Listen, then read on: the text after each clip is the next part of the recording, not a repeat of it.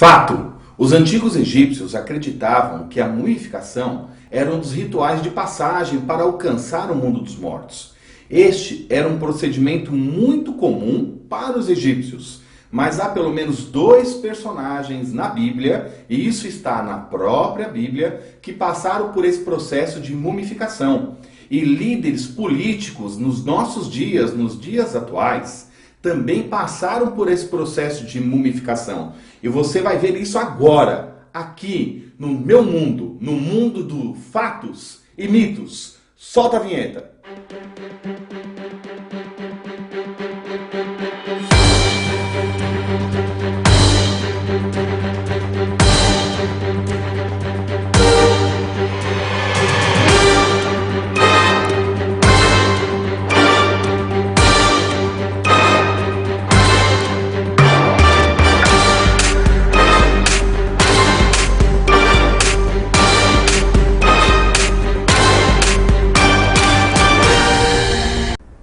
Os maiores projetos do tempo antigo foram feitos pelos egípcios, e muito foi escrito sobre a sua cultura, economia, vida após a morte, agricultura, matemática, mas nenhuma linha sequer sobre todo o processo de mumificação. Não tem nada relatado em nenhum local dizendo como que era o processo de mumificação. Mas como o processo chegou até nós? Os egípcios não foram os primeiros a praticar o embalsamamento. Os assírios já faziam esse procedimento muito tempo antes, mas existe uma múmia extremamente antiga que foi encontrada no Chile há 3.000 anos antes da criação das pirâmides pelos egípcios. Então, o processo de mumificação é um processo extremamente antigo e o único relato que existe não é de um egípcio. Existia um filósofo chamado Heródoto, que estava de turismo, passando lá pelo Egito, e foi até a tenda do embalsamador, que era o responsável por praticar esse processo de mumificação. E ele relatou em um livro, de acordo com aquilo que ele observou, qual era o passo a passo para mumificar um ser humano.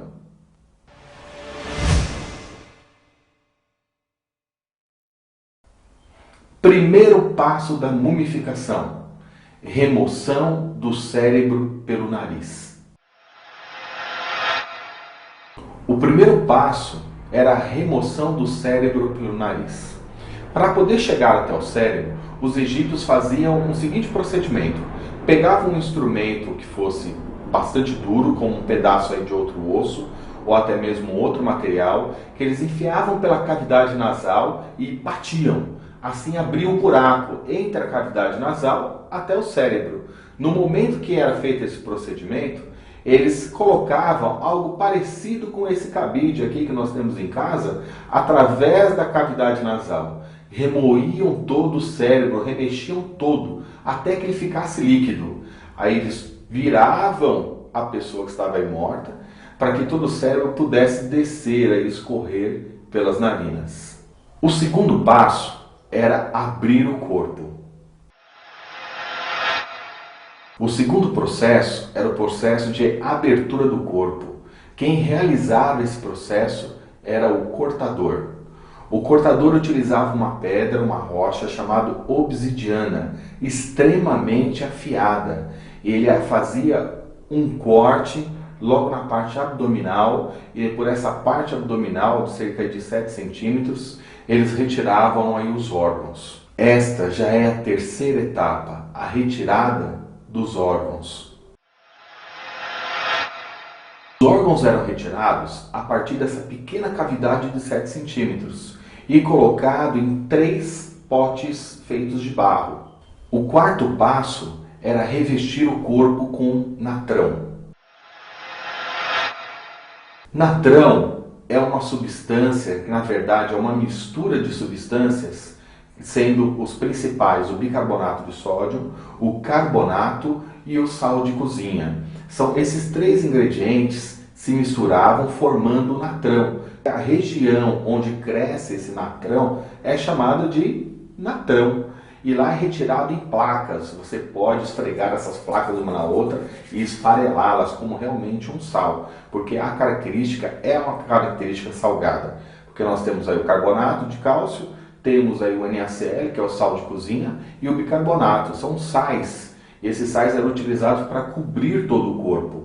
O corpo ficava coberto totalmente com esse pó branco, esse sal, para que se iniciasse então um processo chamado de osmose. O sal ele vai retirar toda a água contida na pele e em parte dos órgãos e músculos do ser humano. O quinto passo era envolver a múmia depois de seca em um pano de linho. Estes 5 passos completavam todo o processo de mumificação ou de embalsamamento, feito por uma pessoa que tinha conhecimento dos detalhes da anatomia humana e também do processo dessa retirada de água aí pelo natrão. Agora, uma grande dúvida que sempre existiu, apesar de não ter mais nada escrito nesse sentido, é o tempo que o corpo precisava ficar no natrão. Era uma dúvida constante. E como tirar essa dúvida? Agora, é aí que entra a Bíblia Sagrada. Existe na Bíblia 2 passagens falando da mumificação de 2 personagens, que é o que nós vamos ver agora. No texto na Bíblia, em Gênesis capítulo 50, versículo 2 e 3, diz assim: Depois José ordenou aos seus servos, os médicos, que embalsamassem seu pai, de modo que os médicos embalsamaram Israel e levaram com eles 40 dias inteiros, pois levam costumeiramente tantos dias para o embalsamarem. E os egípcios continuavam a verter lágrimas por eles 70 dias. Os cientistas eles calcularam que, em média, leva-se entre 35 e 40 dias para que o corpo ficasse dentro dessa mistura que é o natrão. Mas era necessário fazer uma prova. E essa prova foi realizada por 2 cientistas, um arqueólogo e um médico, chamado Ronald Wade. Ele é diretor da divisão de anatomia da Universidade de Maryland. É atualmente ainda o diretor nessa universidade.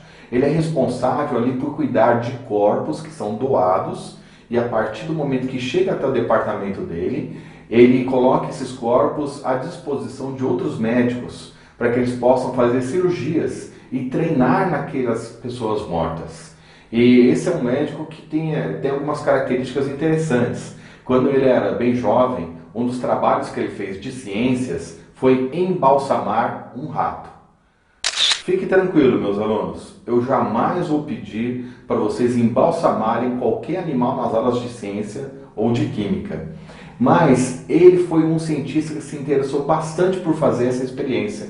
E realmente fizeram. Eles pegaram um corpo e deixaram no natrão durante 35 dias. E a experiência realmente deu certo.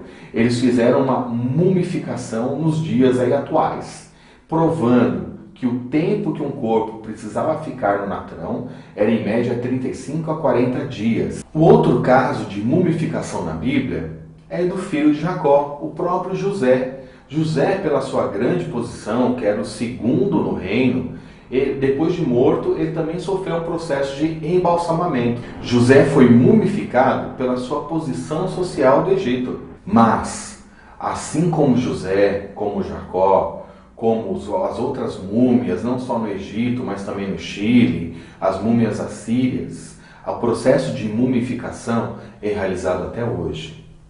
E existem muitos líderes políticos que foram embalsamados também. Um primeiro líder que foi embalsamado foi Lenin. Lenin foi um grande estadista russo. Ele é uma mistura de Abraham Lincoln com George Washington. E ele conseguiu transformar a política na Rússia, na época União Soviética.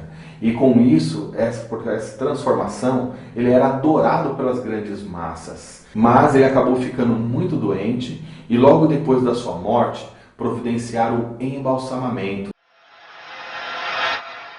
Foi realizado o embalsamamento a partir do uso de cera. Tanto é que ele é preservado e está lá para você ver publicamente num mausoléu dedicado a ele. e todos podem lá visitá-lo. A segunda personagem é bastante conhecida na América Latina, é a Eva Perón, chamada também de Evita. Ela era adorada pelas grandes massas também. Por ser de origem bastante humilde, ela se identificava muito com o povo e o povo se identificava com ela. E ela ficou ainda muito mais conhecida depois que ela se casou com aquele que seria o futuro presidente da Argentina. Evita morreu e houve uma grande comoção nacional. Chamaram um grande médico, o Dr. Hara, para que fizesse um processo de mumificação de Evita. Eles tinham em mente que se a Evita fosse mumificada e apresentada ao público, poderia comover cada vez mais as pessoas para o nacionalismo. E o processo foi feito utilizando um processo de mumificação em cera. Em 2013, Hugo Chávez, então presidente da Venezuela, morreu. E com isso, o seu sucessor, Nicolás Maduro, disse que iria mumificar o corpo de Hugo Chávez para que ele pudesse também ganhar um mausoléu e assim estar disponível para que todas as pessoas pudessem visitar. Atualmente, qualquer pessoa pode passar por um processo de embalsamamento, sem a necessidade até mesmo da retirada dos órgãos. Hoje existe tecnologia suficiente para que seja feita a purificação do organismo, do corpo, e diminuir todo o processo de consumo do corpo pelas bactérias através de uma substância como o formol. O formol é um bactericida, eliminando as bactérias responsáveis pelo consumo do organismo, da carne. E com isso, o corpo ele fica conservado durante muito, mas muito mais tempo. Atualmente, esse processo ele tem um nome, é a tanatopraxia, onde você retira o sangue, substitui o sangue por formol, ele vai conservar o organismo, vai matar as bactérias e parar o processo de apodrecimento do corpo. Este é o processo de mumificação. Falamos do processo antigo e um pouquinho do processo atual, de como que é feito o embalsamamento de corpos. Espero que você tenha gostado. Estou preparando algo muito especial como o nosso segundo vídeo na semana que vem. Esteja conosco, se inscreva aqui no nosso canal, fique sempre sabendo das novidades. Um grande abraço!